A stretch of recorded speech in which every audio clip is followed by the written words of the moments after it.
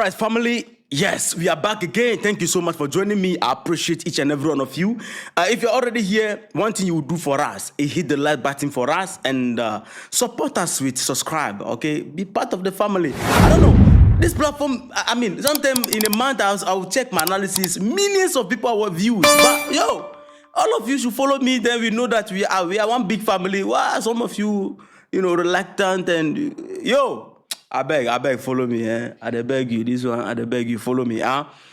Subscribe to the channel. It's very important. Now, the AU summit which has happened, Sudan, again, is absent at the meeting, but Sudan was discussed at the meeting. Sudan was not representing, but Sudan was discussed. That's a good start, right? But I have a big problem with African Union in this regard. Let me explain something to you. The AU suspended Sudan after the military seized power from the civilian-led government in October 2021. In 2021, the Sudan's military overthrew the transitional government. The leader was arrested and later removed. So according to the AU, this violates their rules against coups and military takeover. This is also the reason why Mali, Niger, Burkina Faso was not present at the meeting. Under AU policy, any country where the military removes a civilian government is automatically suspended. Even without them issuing statement, you are automatically suspended.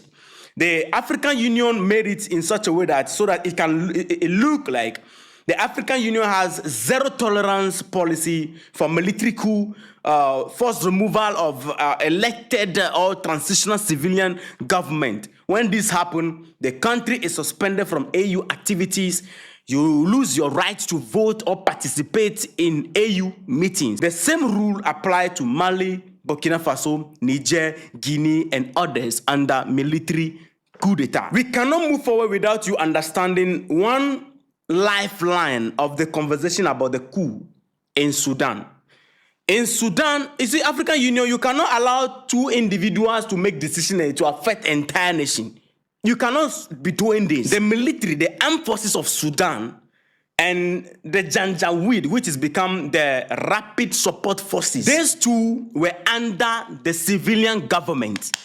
The civilian government was using the Janjaweed to buy civilians, and there has been too much bloodshed on their hands. You can check all the media houses, it's there. But all of a sudden, this Janjaweed group were transformed and rebranded and modernized to become Rapid Support Forces. Who are the civilians that they were buying? Black people, black-looking people. We call the civilian leadership of the day was Arab-looking individuals. So they used this Janjaweed, which are Arab-looking bandits, to be buying the black civilians. So they rebranded them and called them Rapid Support Forces. This and the Sudan Armed Forces were operating under the government. The military, together with these rebranded bandits, came together and connived and said, look, let's take the government out, and the armed forces of Sudan will take over. Then the Rapid Support Forces will work together. And, it's about the resources. Good. The traders and people who are interested in the resources, they will deal with us directly, not through the government, and they will be paying us salary. No. They agree, they carry out the activity. The government was removed by the Sudan Armed Forces together with the Rapid Support Forces. After the coup d'etat, then banter began between the armed forces and the rebranded bandits. The bandits say, then are we going to be taking orders from the Sudan Armed Forces? No, let's take them also out. Then we take over directly. That is where the whole thing is right now. And the reason why the civilians, the black-looking civilians, are fall victim to this is because they support the Sudan Armed Forces, which is the crime they have committed against the Rapid Support Forces. So these are greedy decisions made, which landed millions of people in worst war crisis as we speak right now in Sudan. That is just the core lifeline of this whole conversation right here. So when you read about Sudan these days, you're talking about death, misplacement, and a whole lot of things. Even in all this thing, the AU still maintain the suspension against Sudan. They isolated them. If you don't engage them, how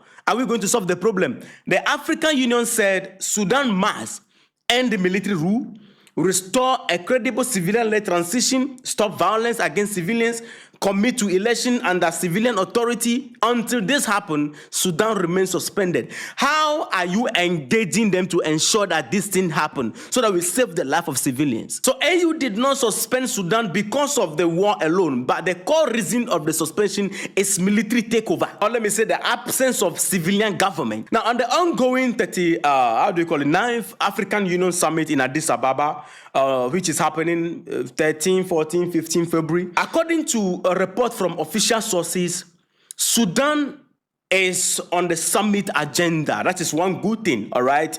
Sudan is placed on the summit agenda. The official AU program shows that leaders, they plan to consider the situation in Sudan as one of the conflict situations under discussion. So the agenda read, the title of the agenda about Sudan is Report on Conflict Situation in Sudan and South Sudan, and alongside others like the Sahel region. That means Sudan is part of the summit formal deliberation.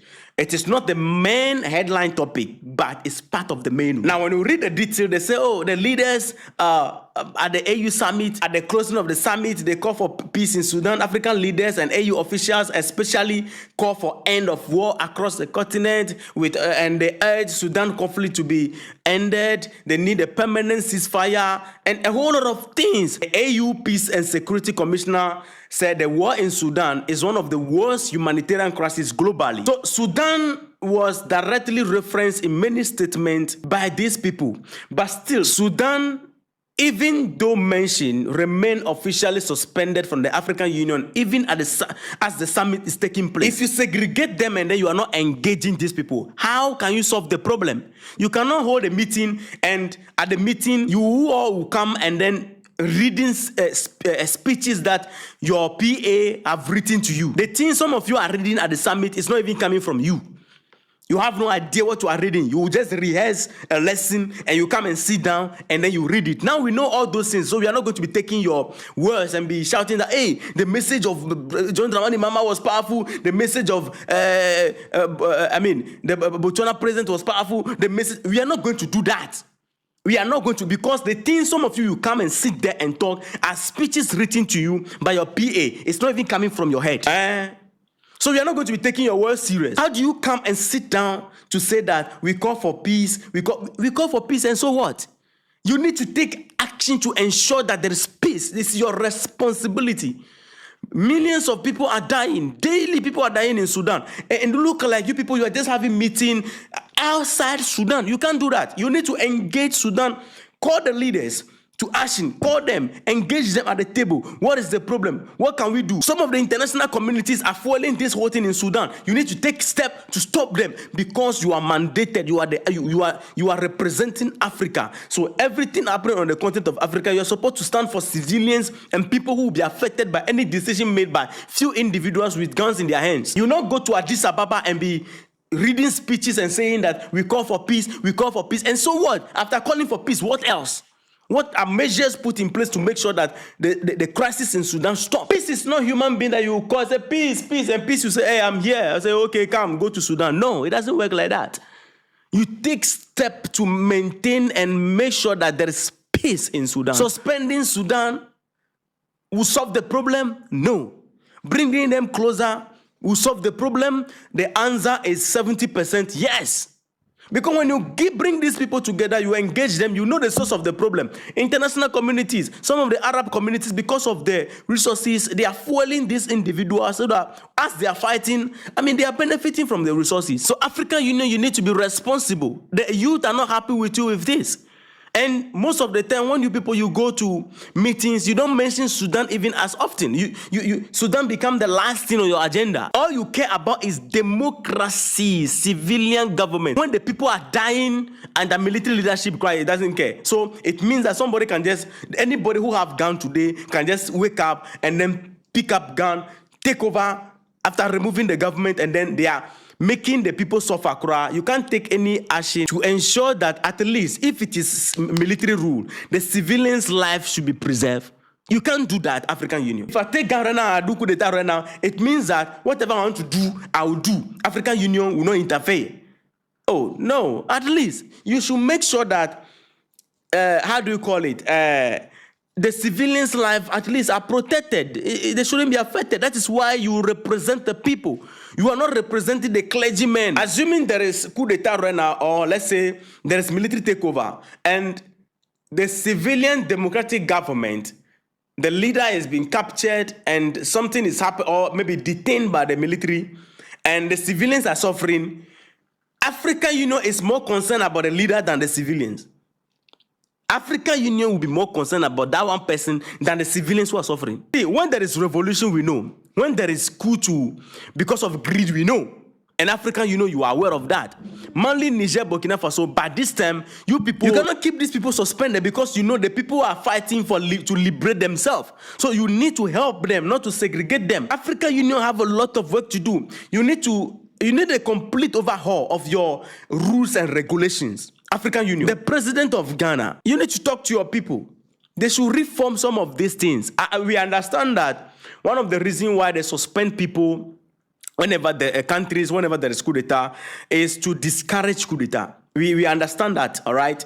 The goal is to discourage coup d'etat. But people are dying. In as much as you are taking steps to ensure that, or to discourage coup d'etat, you must also take steps to ensure that civilians don't die in vain because of some people's greedy agenda. No, you should do that at least. Last time you say you want to deploy troops to Burkina Faso to go and stop military coup d'etat. You want to deploy troops to Mali. Assuming they did not stand on their ground, you would have gone there, right? Why can't you deploy soldiers to Sudan to go and stop this thing there? Why? We know that there's a crisis there. Burkina Faso, the military, they are not torturing civilians. They are making their life better. Mali, the same thing. Niger, the same thing. So what is there? Once the people are okay, then life goes on. But where people are dying is where you're supposed to champion your agenda. Why can't you send your forces to Sudan? Something is preventing you. We want to find out. Because this is not normal. Something is preventing these people from engaging Sudan and then stopping the crime. I don't know, but something is preventing them. Anyway, family, let me know your thoughts in the comment section. By the way, hit the like button for me and subscribe to be part of the family. I'll bring you more details as stories are developing. All right, respect.